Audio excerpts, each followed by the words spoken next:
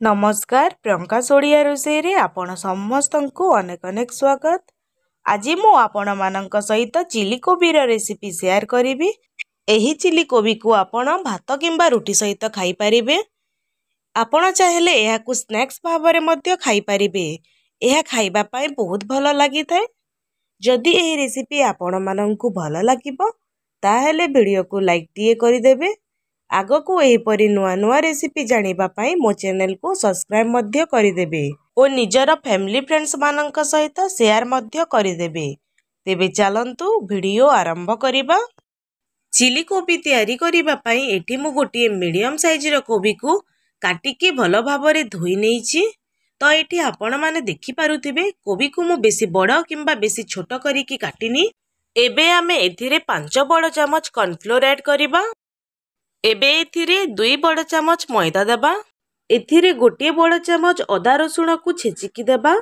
आपण चाहिले एथिरे अदा और रसुण रो पेस्ट मध्य व्यवहार करि परिबे। एथिरे हाफ चमच लूण, हाफ चमच हळदी पाउडर और पाखापाखी गोटे चमच लंका गुंड देबा। ए सबु को भलो भाबरे मिक्स करि नेबा।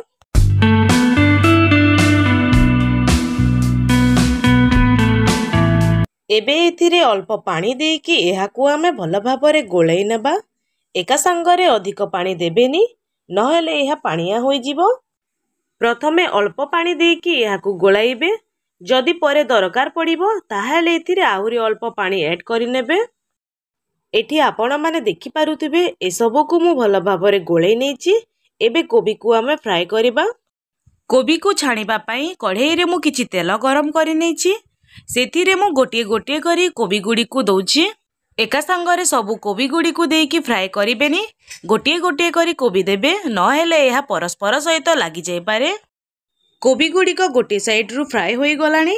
एबे कोबी गुडी को आमे ओलटाई की भलो भाबरे क्रिस्पी हबा पर्यंत छाणीबा।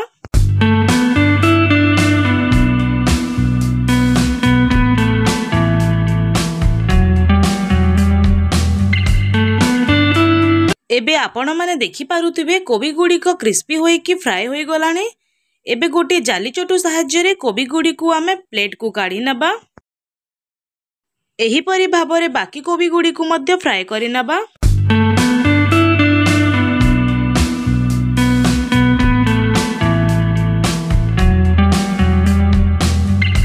देखंतु मु सबु कोबी गुडी को फ्राई करि नेछि। एबे गैस रे मु फ्राई पैन टे बसाई नेछि। सेथिरे मु 2 चमच तेल दउछि। तेल गरम हेबा परे 6-7 कोला रसुण को काटिकी एथिरे दउछि। 2टा कंचा लंका को मझिरु काटिकी दउछि। रसुण और कंचा लंका को अल्प भाजी नेबा।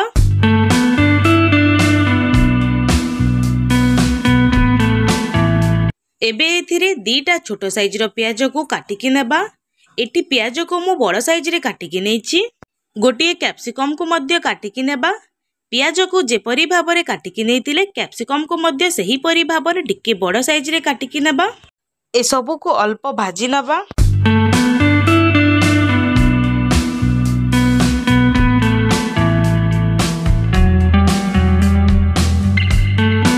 एबे एथिरे आमे अल्प लूण देबा। लूण देखिकी देबे काहेकि ना आमे कोबी को फ्राई करिबा समय रे मध्य लूण देतिले। एबे ए सबु को आमे अल्प चलाई नबा। एबे एथिरे 2 चमच टोमेटो सॉस और गोटे चमच चिली सॉस देबा।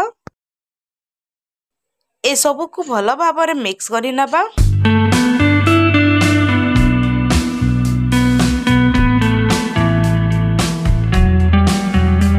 एबे देखंतु मु गोटे गिना रे गोटे चमच कॉर्नफ्लोर नेछि। एथिरे मु अल्प पानी दउछि। कॉर्नफ्लोर को पानी सहित भलो भाबरे गोळेई नबा। कॉर्नफ्लोर को आमे एथिरे ऐड करि नबा। एहा को भलो भाबरे मिक्स करि नबा।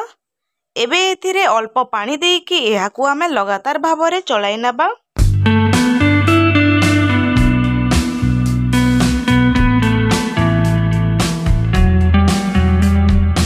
एथिरे मु आहुरी 3-4 चमच पानी ऐड करि नउछि। ए सबु को अल्प चलाई नबा।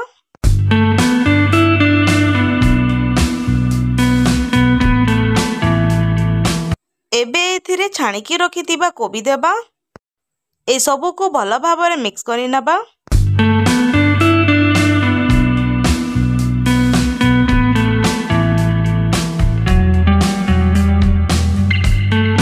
एथिरे हाफ चामच गोलमरीच गुंड दबा। पुणी थरे एसबुकु भल भाବରେ मिसाई नेबा। एबे देखंतु प्रस्तुत होई गला हमर चिली कोबी। एही रेसिपी आपण माननकु केमिति लागिला कमेंट करी निश्चित जणाइबे। एबे गैस रो फ्लेम को ऑफ करिकि एहाकु आमे गोटे प्लेट को काढी नेबा। तेबे आजि पई एतिकी पुणी देखा हबा गोटे नुआ रेसिपी वीडियो रे। से पर्यंत रहूची नमस्कार।